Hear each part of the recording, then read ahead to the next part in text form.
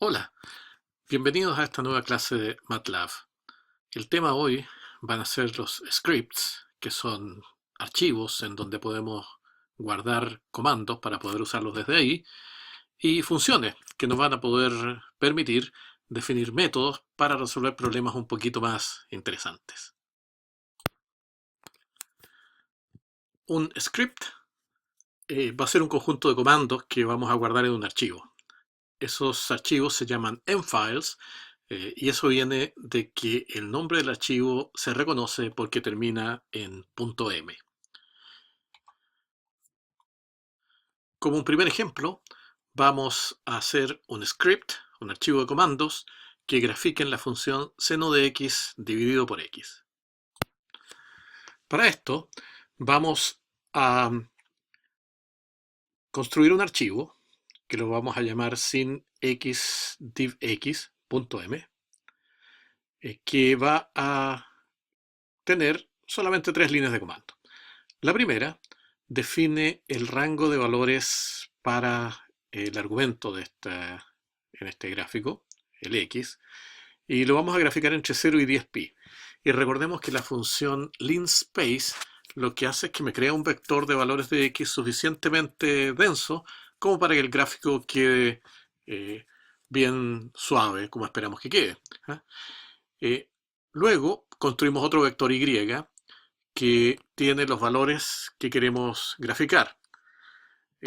Lo que hacemos aquí es aplicamos la función seno al vector x, y eso me da como resultado un vector de valores de seno de x. Y por otro lado tenemos nuestro vector x y tenemos que hacer el cociente entre ambos.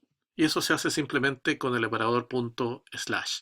De modo que seno x punto slash x me da mi vector y. Y finalmente lo único que falta por hacer es el plot de x, y. Y como eso está guardado en un archivo llamado sinx divx.m, para ejecutarlo en la ventana de comandos yo escribo sinx divx, el nombre del archivo, enter, y con eso tenemos nuestro gráfico de la función seno de x dividido por x. El uso más importante que tienen estos mfiles es para poder definir funciones. Como ejemplo, vamos a hacer una función que calcule la hipotenusa de un triángulo rectángulo dados sus dos catetos. Una función se define de la siguiente manera. Vamos a ignorar por el momento lo que aparece en verde. Esta función está dentro de un archivo llamado hipotenusa.m y la función se llama hipotenusa y se define diciendo que es una función. Luego viene el nombre de la función, que es hipotenusa, sus dos parámetros, a y b, que hay que darle en el momento de invocarla, y la variable en la cual queda el resultado. Entonces, dado a y b, nosotros calculamos c. Eso es lo que quiere decir ese encabezamiento. Y la forma como se define es simplemente diciendo que c es igual a la raíz cuadrada de a cuadrado más b cuadrado. Y la palabra clave end señala el fin de la función. Lo que está en verde son comentarios, se reconocen porque comienzan con %, y no cambian en nada la ejecución de la función, pero ayudan mucho a entender cómo se usa y qué es lo que hace. El comentario aquí dice que esta función calcula la hipotenusa de un triángulo rectángulo de catetos A y B, que tiene como entradas A y B, que son los largos de los catetos, tiene como salida C, que es el largo de la hipotenusa, y la forma como se usa es decir C igual hipotenusa de A, B.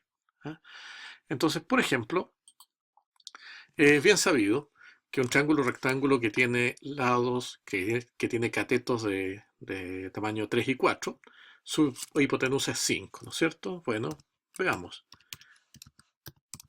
Hipotenusa de 3,4 es 5.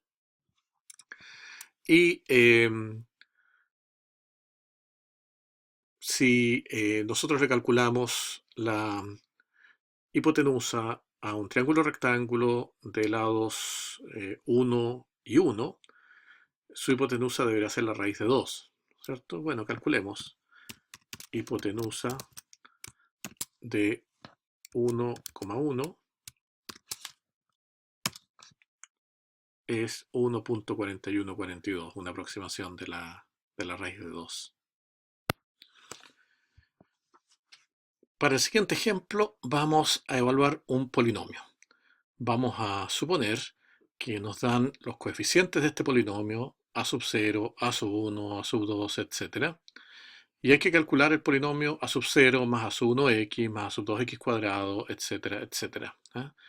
Y para que esta fórmula se vea de manera más regular todavía, podemos explicitar que donde dice a sub 0, en realidad podemos escribir a sub 0 por x elevado a 0, dado que x a la 0 es 1. Y donde dice a sub 1 por x, podemos decir a sub 1 por x a la 1. Y de esa manera queda más en evidencia que las potencias de x por las cuales se multiplican los coeficientes son x a la 0, x a la 1, x a la 2 y así sucesivamente. Ahora, nuestra función que evalúa polinomios la vamos a llamar evalpoli y va a recibir como parámetro el vector a, que va a contener los coeficientes, a sub 0, a sub 1, etc. Y un valor x, que es el punto en el cual se va a evaluar el polinomio. Y a partir de eso, nosotros vamos a construir un vector de las potencias de x, lo vamos a llamar pot x, que va a contener x a la 0, x a la 1 hasta x a la n. Una vez que tengamos esos dos vectores, lo que tenemos que hacer es hacer el producto a sub 0 por x a la 0, a sub 1 por x a la 1 y así sucesivamente, y sumar todo eso. En el fondo lo que tenemos que hacer es el producto interno entre este vector y este otro. Y recuerden que en MATLAB ese producto interno está definido entre un vector fila y un vector columna. Por lo tanto, lo que vamos a tener que hacer es multiplicar con el operador asterisco el vector A por el vector pot x transpuesto, o sea, pot x'. La función para valores polinomios la vamos a llamar evalpoli y recibe dos parámetros, el vector A y el punto x, y el resultado va a quedar en la variable y. Y como habíamos dicho, lo que vamos a hacer es calcular un vector pot x, que son las sucesivas potencias de x. Vamos para eso, a, primero que nada, calcular cuál es la longitud del vector de coeficientes. Eso lo hacemos con el operador length. Y vamos a generar un vector n que tiene los números del 0, el 1, el 2, hasta 1 menos que el largo del vector. ¿Por qué es 1 menos? Es porque como esos exponentes parten de 0 y no de 1, entonces también terminan 1 antes que el largo del vector. Eso lo vamos a llamar n, y cuando ahora tomamos el valor x, que recuerden es un escalar, y lo elevamos con punto gorrito a este vector n, lo que yo obtengo es nuestro vector pot x. Y luego lo único que falta por hacer es lo que habíamos dicho, el producto interno a asterisco pot x transpuesto, o sea, pot x'. Y ahora, para probar esto, vamos a ejecutar la función dándole un vector, que en este caso sería 2, 3, menos 5, 1, y un punto de evaluar, lo que sería el punto 3. Hacemos Enter. Tenemos aquí nuestro vector n, que habíamos dicho eran los números 0, 1, 2, 3, ¿no es cierto? Nuestro vector es de largo 4, por eso es que llega hasta el 3. Pot x, recuerden que 3 es el valor donde vamos a evaluar, entonces 3 a la 0, 3 a la 1, 3 a la 2, 3 a la 3. Y el y que resulta en este caso es menos 7. Veremos a continuación que uno puede escribir funciones que retornen más de un valor. Y como un ejemplo de eso, vamos a resolver una ecuación de segundo grado, ¿ya? Del estilo de ax cuadrado más bx más c igual a 0.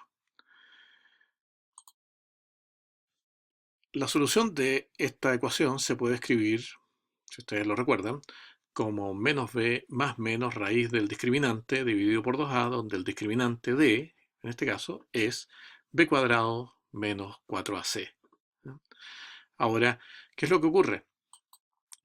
Que si el discriminante es mayor o igual que 0, en ese caso tenemos dos raíces reales, menos b más menos raíz del discriminante dividido por 2a, pero si el discriminante es negativo, en ese caso tenemos la raíz de un número negativo y eso lo podemos escribir como i multiplicado por la raíz de menos d. Entonces nos queda menos b más menos i por raíz de menos d dividido por 2a. Entonces cuando tratamos de resolver esta ecuación de segundo grado, lo que en el caso más general posible vamos a tener la parte real y la parte imaginaria de la primera solución y la parte real y la parte imaginaria de la segunda solución, ¿no? Dependiendo de cuáles sean los casos. La función la llamamos EC2 por ecuación de segundo grado y va a ser una función que recibe como parámetros el a, el b y el c, los tres coeficientes, y que retorna como resultado un vector de 4 componentes. La parte real de la primera solución, la parte imaginaria de la primera solución, la parte real de la segunda solución, la parte imaginaria de la segunda solución. ¿Y cómo lo hacemos? Calculamos en una variable del discriminante, es b cuadrado menos 4 por a por c, y preguntamos, si el discriminante es mayor o igual que 0, en ese caso, la parte real de la primera solución es menos b más la raíz cuadrada del discriminante dividido por 2a. La parte real de la segunda solución es lo mismo pero con signo menos aquí. Y las partes imaginarias son 0. Y m1 igual 0 y m2 igual 0. En caso contrario, y eso es lo que quiere decir la palabra else, la parte real de la primera solución va a ser menos b dividido por 2a, y eso mismo va a ser la parte real de la segunda. Y respecto de las partes imaginarias, va a ser la raíz de menos d dividido por 2a y el negativo de lo anterior. Menos el im1 lo guardamos en el im2. Y ahí tenemos nuestra función que calcula las soluciones de una ecuación de segundo grado. Vamos a aplicar esta función que acabamos de escribir para resolver estas dos ecuaciones. La primera es x cuadrado menos x menos 1 igual 0 y la segunda es x cuadrado menos x más 1 igual 0. De modo que los coeficientes son 1 menos 1 menos 1 en el primer caso y 1 menos 1 más 1 en el segundo caso. Resolvamos la primera ecuación. Vamos a invocar a S2 con los coeficientes 1 menos 1 menos 1 y el resultado va a quedar guardado en este vector de 4 componentes. Entonces apretamos Enter y tenemos nuestra solución. R1 es 1.618, la parte imaginaria es 0 y el R2 es menos 0.618 y la parte imaginaria es 0. Para la segunda ecuación es lo mismo, solo que esta vez los coeficientes son 1, menos 1 y más 1. Y al apretar Enter, entonces lo que tenemos son partes reales que son 0,5 y 0,5 y las partes imaginarias son 0.866 y menos 0.866. Para nuestro siguiente ejemplo, vamos a calcular esta suma, 1 más 1 medio más 2 tercios hasta más 1 dividido por n, donde n es un parámetro. Y esa función que calcula esta suma la vamos a llamar harmonic de n, es lo que se llama una suma armónica. Entonces la función tiene que calcular esta sumatoria y luego la vamos a usar para graficar esta función en el rango de 1 hasta 1000. Y vamos a querer estudiar qué relación tiene esto con la función logaritmo. Una cosa que nos va a resultar útil es que si nosotros tenemos una función que queremos aplicar a cada uno de los elementos de un vector y obtener como resultado el vector de esos valores, en el caso de funciones estándares como seno, es muy fácil. Si yo tengo un vector A y quiero aplicarle seno a cada componente, digo simplemente sin de A y con eso lo tengo. Pero cuando es una función que yo he definido, eso no es tan fácil. Si digo f de A, eso no va a funcionar porque mi función la definí para un argumento escalar, n en este caso, y en vez de eso le estoy dando un vector.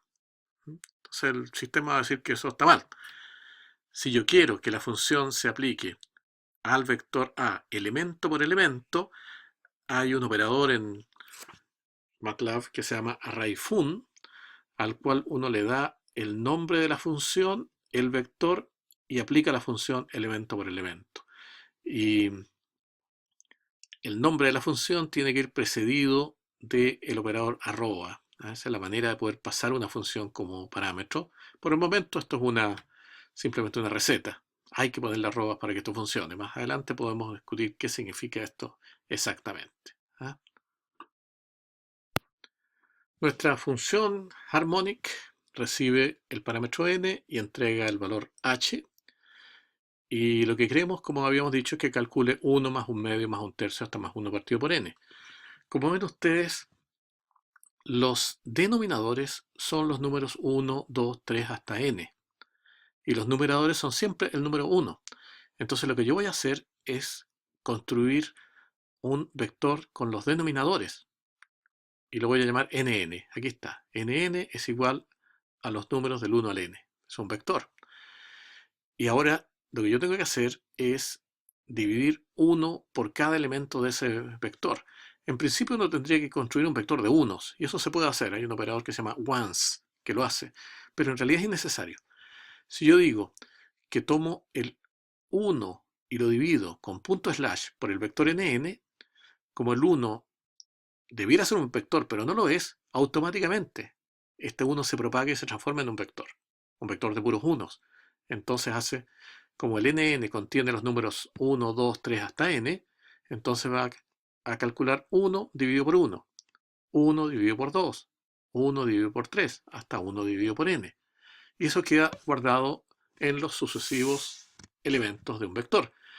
Y a eso yo le aplico suma, me suma todos los elementos del vector y me da como resultado el h, que es lo que yo quiero. Una vez que yo tengo esta función, puedo usarla, por ejemplo, para calcular harmonic de 10, por decir algo. Y me da el resultado 2.929. Y así yo lo puedo calcular harmonic a cualquier n que se me ocurra. Pero lo que queremos entonces es calcularlo para una secuencia de valores de n que me permita hacer un gráfico. Veamos cómo hacemos eso. Primero que nada, voy a construir un vector que voy a llamar nn con los números del 1 al 1000. Ahí lo tengo. Como terminé con punto y coma, mi comando no me muestra los valores, me llenarían la pantalla, ¿no es cierto? Entonces, con eso tenemos nuestro conjunto de valores.